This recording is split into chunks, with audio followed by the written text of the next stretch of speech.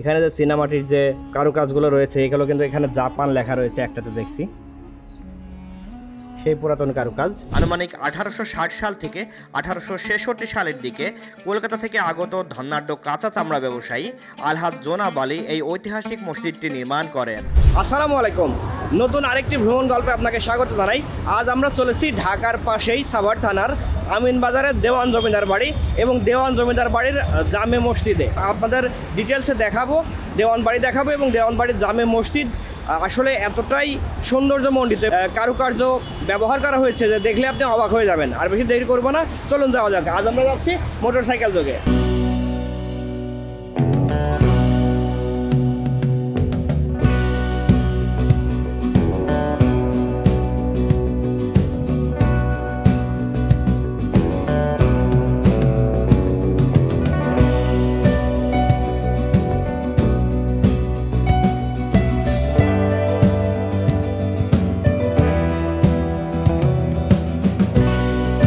অবশেষে 16 কিলোমিটার আসার পরে আমি পৌঁছে গেলাম দেওয়ানবাড়ি জামে মসজিদে।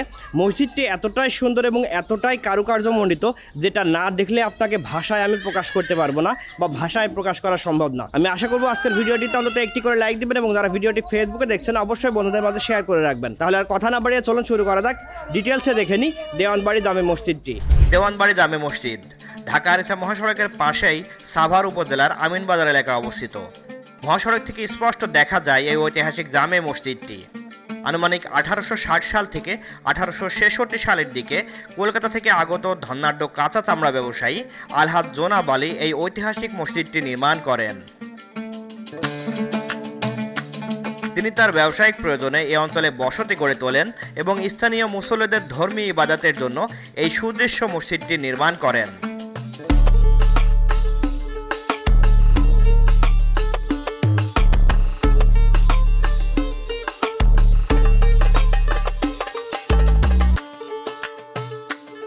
মসজিদের পাশেই রয়েছে দেওয়ান বাড়ি। অনেকে জমিদার বাড়ি বলে ভুল করে বসেন, আমিও সেই একই ভুল করেছিলাম। দেওয়ান বাড়িকে জমিদার বাড়িই বলে মনে করেছিলাম।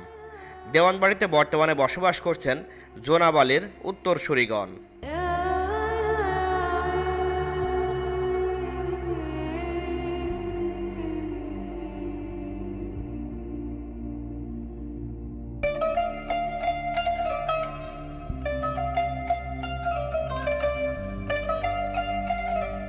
মসজিদটির সবচেয়ে বড় আকর্ষণ প্রতিটা দেয়ালে ও মিনার সহ সকল গম্বুজে রয়েছে চীনা টিকরির কাজ। চীনামাটির কাপ পিরিচ বা থালাবাটি ভেঙে যে কারুকার্য করা হয়েছে তা আপনাকে সত্যিই বিমোহিত করবে। যেহেতু এখন এমন কাজ আর দেখা যায় না, তাই আপনি হারিয়ে যাবেন প্রায় 200 বছর আগের স্মৃতিতে। মসজিদটির অন্যতম সৌন্দর্য 6টি মিনার ও 3টি গম্বুজ। উত্তর ও দক্ষিণ দিকে ছাদের ঠিক দেয়ালের উপর 3টি করে 6টি মিনার রয়েছে। পূর্ব দিকের বারান্দার দিকে 2টি ছোট গম্বুজ ও পশ্চিম দিকে রয়েছে একটি বড় গম্বুজ। মসজিদটি মূলত উঁচু একটি প্ল্যাটফর্মের উপর নির্মিত। বেশ কয়েকটি সিঁড়ি অতিক্রম করে বারান্দায় উঠতে হয়। বারান্দায় 3টি খিলান দরজা ও ভেতরে 2 পাশে 2টি খিলান জানালা রয়েছে। ভেতরে তালা দেওয়া থাকায় আমি ঢুকতে পারিনি, তবে ভেতরের মেহরাবটি দেখতে এতটাই সৌন্দর্য যে আপনি অবাক হয়ে যাবেন। অত্যন্ত সুন্দর ও কারুকার্যমণ্ডিত।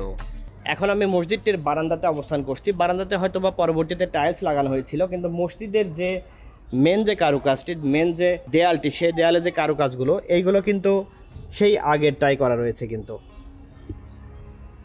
এখানে যে চীনামাটির যে কারুকাজগুলো রয়েছে এগুলো কিন্তু এখানে জাপান লেখা রয়েছে, একটাতে দেখছি সেই পুরাতন কারুকাজ। দেখুন প্রিয় দর্শক, কতটা সুন্দরভাবে কাজটা করা হয়েছিল। চীনা টিকরি দিয়ে নির্মিত হয়েছিল। সেই সময় যে লেখাগুলো, সেই লেখাগুলো কিন্তু এখানে আছে। এই যে ইংল্যান্ড লেখা, কিন্তু এই চীনামাটি হয়তো ইংল্যান্ডের তৈরি ছিল, সেই ইংল্যান্ডটা কিন্তু এখানে লেখা রয়েছে। মানে চীনামাটির যে প্লেট টাইপের থাকে সেগুলো ভেঙে ভেঙে কিন্তু এই কাজটি করা হয়েছিল। আসলে মানে দেখলেই কেমন লাগে যে এত পুরাতন কাজ, সেগুলো কিন্তু এখনও সেই আগের মতোই রয়েছে। এখানে জাপান লেখা রয়েছে, যেটা আমি দেখাইলাম। এই যে ভেতরে কিন্তু দেখা যাচ্ছে চুন সুরকির যে কাজটি, সেটা কিন্তু ভেতরে দেখা যাচ্ছে এখন পর্যন্ত। আসসালামু আলাইকুম। ওয়ালাইকুম সালাম। ভাই আপনি কি এখানে স্থানীয়? স্থানীয়। কতদিন যাবত বাস করছেন এই এলাকাতে? তো এই 50। প্রায় 50 বছর। তার মানে ছোট থেকে আপনি এখানে বাস করছেন। তো দেওয়ানবাড়ি জামে মসজিদ এখন যে অবস্থায় দেখছেন, ছোটবেলায় কেমন ছিল? এইভাবেই ছিল। মানে এটা যে দেখলাম যে চীনা যে কারুকার্যগুলো মানে এমনই ছিল, তাই তো? তার মানে পরবর্তীতে কি কোনো সংস্কার বা পরিষ্কার?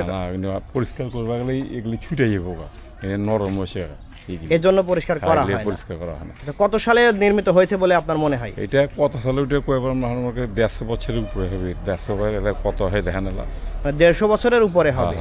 প্রিয় দর্শক, এই মসজিদটা প্রায় 150 বছরের বেশি পুরনো, প্রায় 200 বছরই বলা যায়। কিন্তু কোনো আসলে বিভিন্ন যে বই পুস্তকে রয়েছে সেখান থেকে কিন্তু তথ্য মতে 1880 সালে এই মসজিদটি নির্মিত হয়েছিল। যেভাবে নির্মিত হয়েছিল সেভাবেই কিন্তু এখন পর্যন্ত রয়েছে। তো এই খুঁটিগুলো কি পরবর্তীতে করা হয়েছে না? সেটাই এই দিক সাইডটা পরবর্তীতে করা হয়েছে, আর বারান্দাটা বারান্দা আগে, তবে টাইলস দেওয়া হয়েছে পরবর্তীতে। আচ্ছা, এই পরবর্তীতে এই টাইলসটা কিন্তু দেওয়া হয়েছে এবং যে মেন যে কাজটা সেই কাজটা কিন্তু পুরানোই রয়েছে। ভিতরের ওইটা বাইরে ছিল, তার মানে ভেতরেরটা পুরাতন। হ্যাঁ, এটা নতুন। আচ্ছা আচ্ছা, তার মানে ভেতরের যে টাইলস সেটা কিন্তু অনেক পুরাতন টাইলস এবং বাইরেরটা নতুন দেওয়া হয়েছে। কিন্তু এই যে চীনা যে কারুকার্যটা আসলে যে এইটা যে চীনামাটির যে প্লেট ভেঙে বা চীনামাটির যে ভেঙে যে কারুকাজটা করা হয়েছে এটা কিন্তু অনেক পুরাতন। এবং এখানে কিন্তু আমি দেখলাম যে ইংল্যান্ড লেখা রয়েছে, জাপান লেখা রয়েছে। দেওয়ানবাড়ি মসজিদের সামনে দিয়েই যে ছোট্ট একটা গলি রয়েছে, এই গলি দিয়ে ঢুকলে কিন্তু আরও পুরাতন বাড়ি এখানে রয়েছে। এখন বর্তমানে হচ্ছে আব্দুল কাদের ভিলা বর্তমানে বাড়ির মালিক। তো এখানে কিন্তু অনেক পুরাতন কিন্তু ভবন রয়েছে। সেই দেওয়ানবাড়ি জামে মসজিদ যে সময় তৈরি হয়েছিল হয়তো বা সেই সময়েরই ভবন এইগুলো।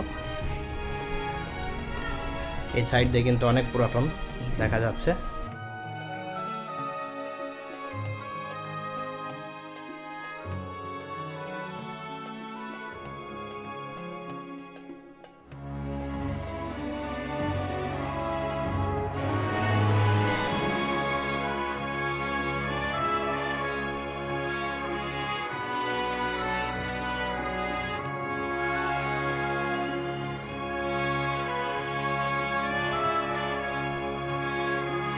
মসজিদের সামনে যে ভবনটি রয়েছে মানে মসজিদের পূর্ব পাশে, এটি হচ্ছে মসজিদের পূর্ব পাশের ভবন। উপরে কিন্তু একদম জরাজীর্ণ অবস্থা হয়ে গিয়েছে সংরক্ষণের অভাবে। এখানে যে বট গাছের শিকড় কিন্তু ভেতর দিয়ে ঢুকে ফেটে গিয়েছে। আসলে এইগুলো সত্যি সংরক্ষণের দরকার রয়েছে।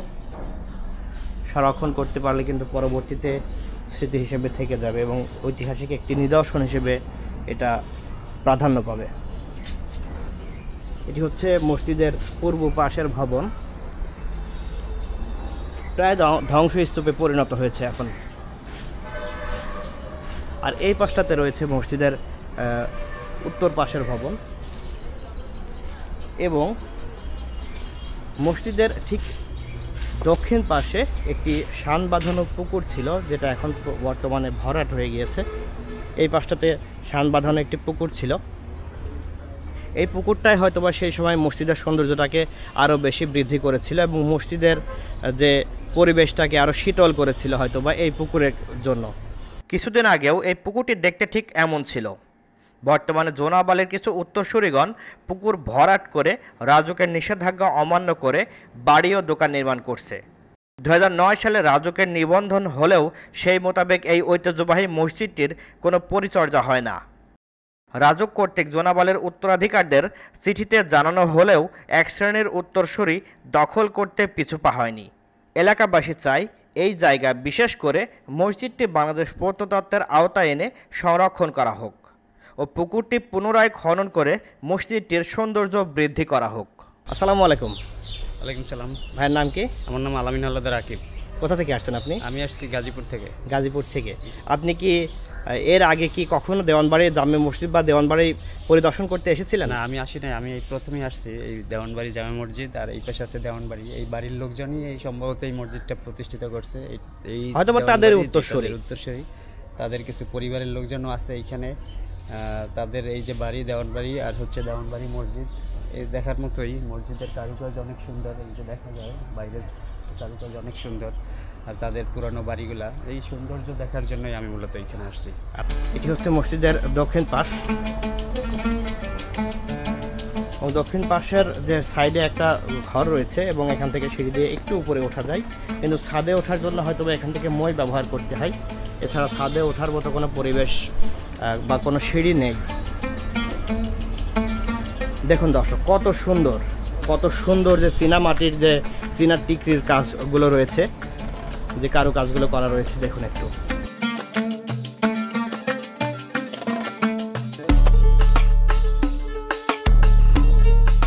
এই মসজিদের সামনের অংশ রয়েছে 2টি গম্বুজ এবং সামনের অংশ বলতে প্রবেশ যে দ্বার, প্রবেশদ্বারের দিকে রয়েছে 2টি গম্বুজ এবং এই পাশে রয়েছে একটি বড় গম্বুজ।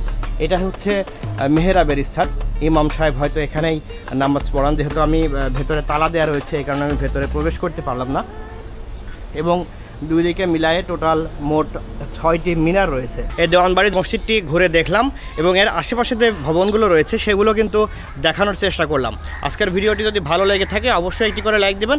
যারা ভিডিওটি ফেসবুকে দেখছেন একটু বন্ধুদের মাঝে শেয়ার করে রাখবেন। এমন আরও ভিডিও পেতে চাইলে আমার চ্যানেলটি সাবস্ক্রাইব করে রাখবেন এবং ফেসবুক পেজটি ফলো করে রাখবেন। আর কেউ কি দেওয়ানবাড়ি জামে মসজিদে এসেছেন কিনা অবশ্যই কমেন্টে জানিয়ে দিবেন। আজকের ভিডিওটি এখানে শেষ করছি। আসসালামু আলাইকুম।